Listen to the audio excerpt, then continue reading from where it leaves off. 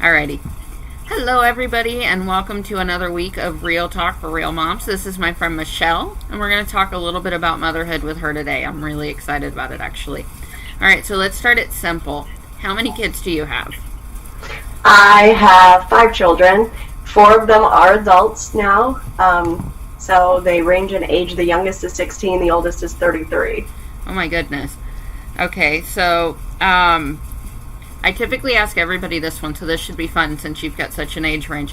What's the funniest thing that each child's ever done? You know, I've been thinking on this, and I honestly can't even come up with an answer because they're all funny all the time. And for years now, maybe 8, 9 years, I've half jokingly suggested we should just put cameras up around the house and have our own web show because it's hilarious around here. So it is hard for me to peg down because this family does have such an offbeat sense of humor, and it's near constant, especially if you have them all together. And which these days, with most of them being grown, they're not often all together, but when they are, I'm crying. I'm crying from laughing. So I wish I could have pulled up something from each of them, but it's not even possible. No, I get it. All right, what would you say was the biggest surprise to you at the beginning of motherhood? This is probably not a fair question if we're, keeping things real, because my first child was a breeze. She was born and she slept from 10 at night till 10 in the morning every day. Oh my and gosh. She only cried if she was hungry, and otherwise she smiled all the time. So I would have to say the most surprising thing was that it was so easy. The other 4 were not that easy. Okay, so what was your biggest surprise going? Till later. What was your biggest surprise then going from that first one, that easy baby, to your subsequent children?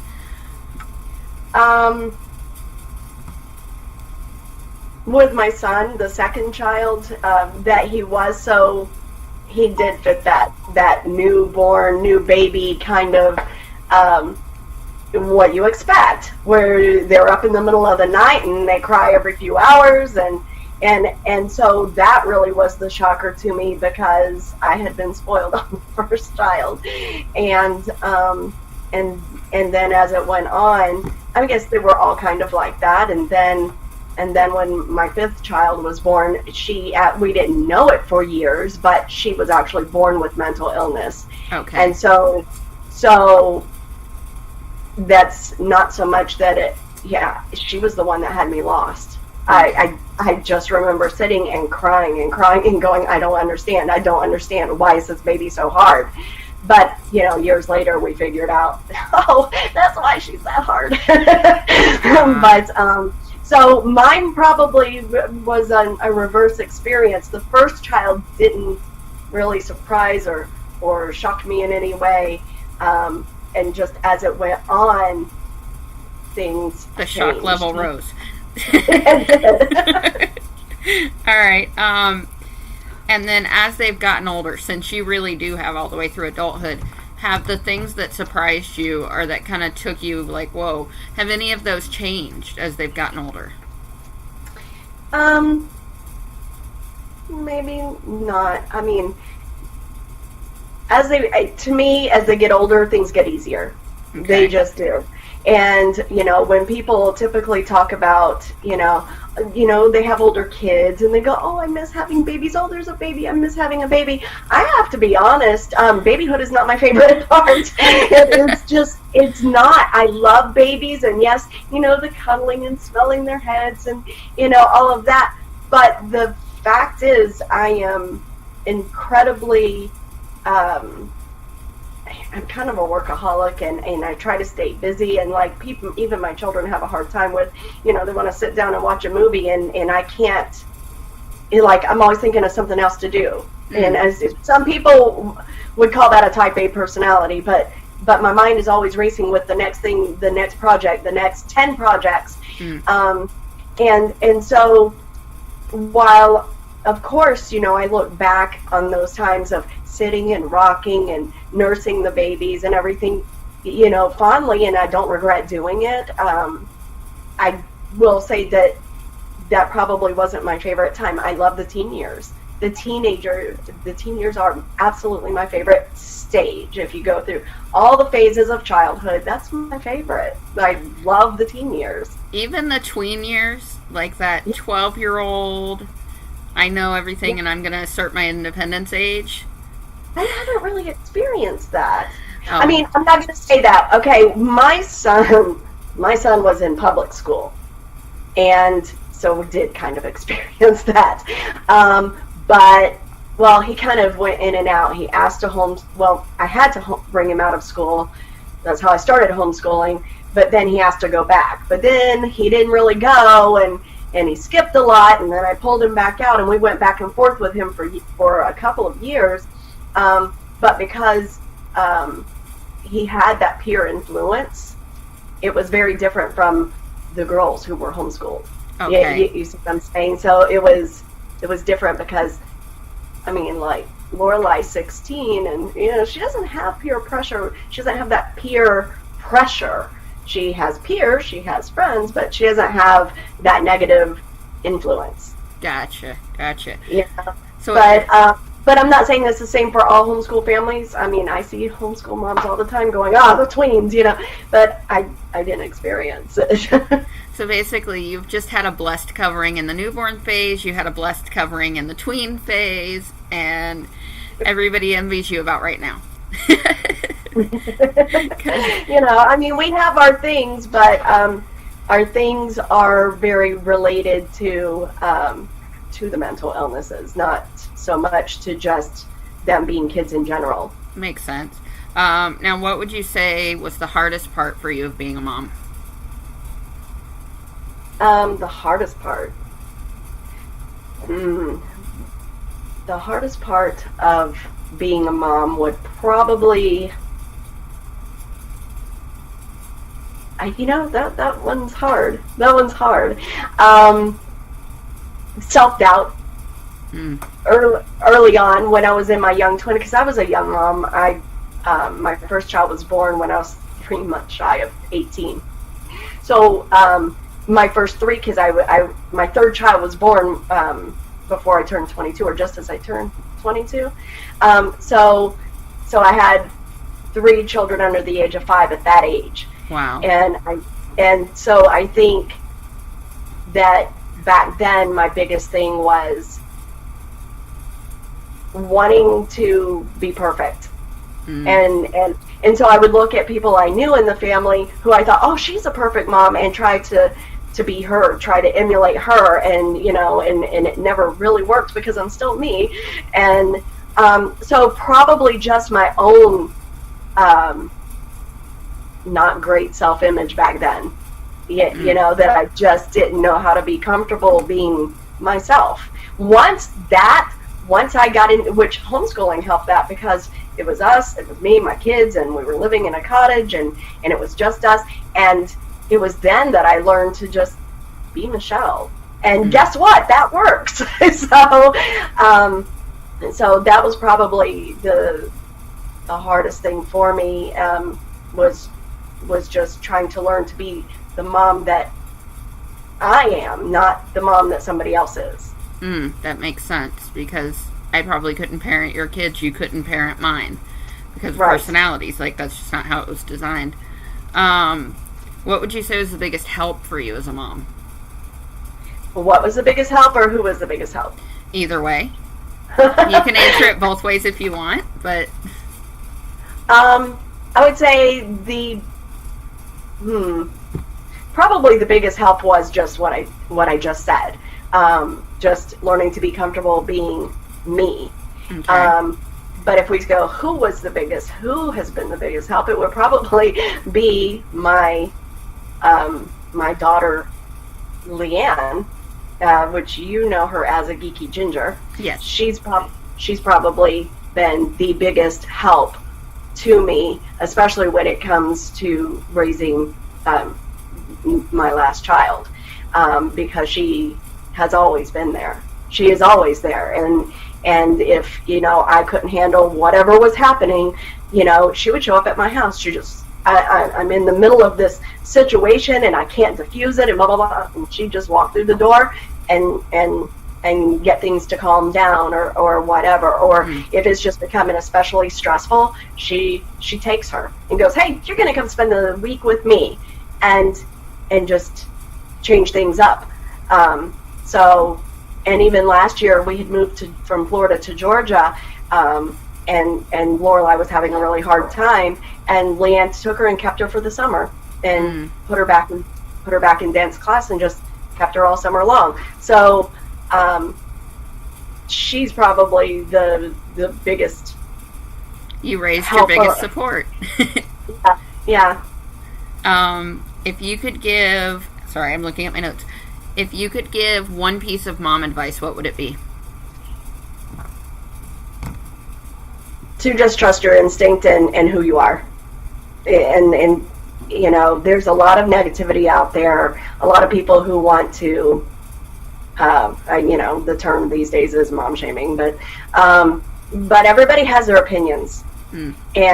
But ultimately, what matters is what's working for you and what's working for your family. Okay. And it doesn't matter, the rest, all the opinions in the world don't matter. If you are comfortable, if your spouse is comfortable, if your children are comfortable, then whatever you're doing is working. But if in any aspect, if any of those three parties, in my case there's only me and the kids, but if any of those parties become uncomfortable with any aspect of your life or your parenting or your homeschooling or whatever it is, that's when you need to fix something, not because an outsider said so. Gotcha.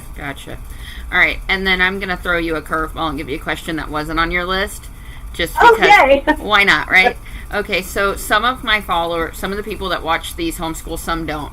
And so my biggest question for you, I think, is as a mom, we talk a lot about mom life, but as a homeschool mom, what do you think is different for you? Because you said you had one in school for a little while. What do you say is different for you as far as parenting when you're with them pretty much all the time, when there's not that separation of I'm going to send you to school, you're going to get a break from me, and then we're going to be back together at a later time? Honestly, I never, even when, see, my older children, they did start out going to school, you know, 5 years old, send them off to school, you know. I was never comfortable with it. I didn't know anything really about homeschooling, but I know that I wasn't happy while they were gone. I wasn't happy until they came home. I used to throw end of school year parties, like, whoo, they're going to be home all summer. But I think homeschooling was less stressful on everybody. Okay. It's just less stressful. You don't get that specific 8-hour break every day, but I don't find that we need it. We're very close as a family because we've been together for the last 20 something years. We're very close, and there's, honestly, I find that there's a lot less need for parenting. You know, like, I don't find myself constantly having to undo things. You know, they come home and they're treating each other poorly, or there's this behavior, or there's that behavior. The constant, you know, discipline and all of that. I don't find that that's a thing. That's not a thing since they've been home. Once they all were home, it kind of was, except for individual things like my son already had that influence, and then you know, any kind of emotional problems. Other than that kind of stuff, you know, I just didn't. I find that the rest is easy. And then I'm going to throw you one more curveball, because I thought of it just now because we were talking about it earlier. Okay, so you mentioned that you have a child that has mental illness. And I did a live this past week, and one of my readers said she was feeling really guilty for seeking help for her child with a mental illness. She felt like she wasn't mom enough. What would you say to her if you were talking to a mom who has a child with mental illness and is maybe feeling insecure and feeling like they're a failure because of their child's illness? Heavy question, I know. Yeah.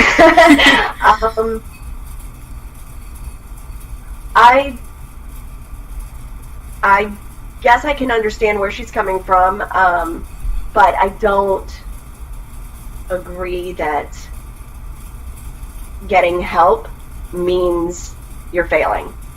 It is an illness. If your child had cancer, would you feel guilty that you took them in to get treatment? I mean, you wouldn't. You wouldn't. And that's probably the biggest thing, and it's a bigger part of my platform than homeschooling, is just trying to help people sort out the way they view this. If your child has a cold, if your child has a flu, if your child has diabetes, if your child has cancer, how do you handle that? Okay, well, every single human on the earth has mental health, just like every single human on the earth has physical health. So there's no, I don't differentiate the two, you know.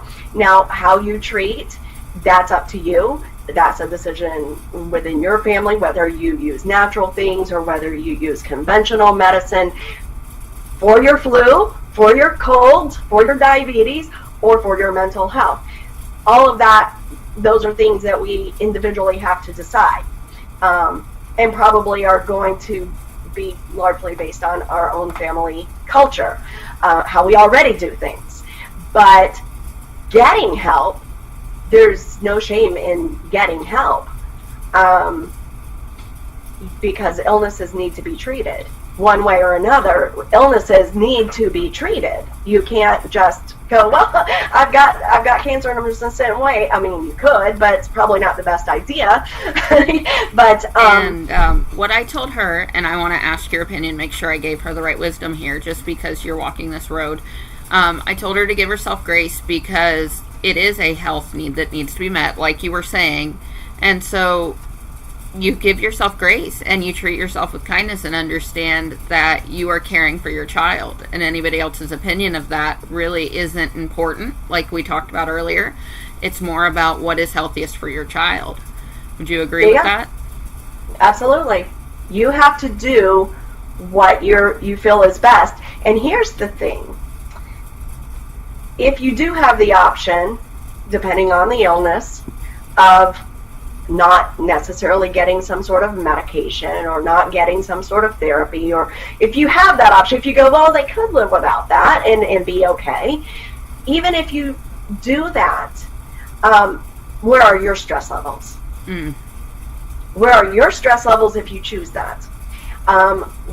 Because you do have to give yourself, again, we jump back to what I said earlier about, if any party is uncomfortable, you are one of those parties. That's true. So if you make a choice, whether you did it because your Aunt Martha said to do it, or whatever, but then you're not comfortable, or your stress levels are through the roof, or whatever, then maybe you need to reevaluate what you're doing and see what you could change, what you could tweak, Yeah, that makes sense. I am a single parent, so I get to make all the decisions, but then there's the stress. I get to make all the decisions. So that's a double-edged sword. But sure. But the point is, I don't have to come to an agreement with, let's say a spouse or whatever.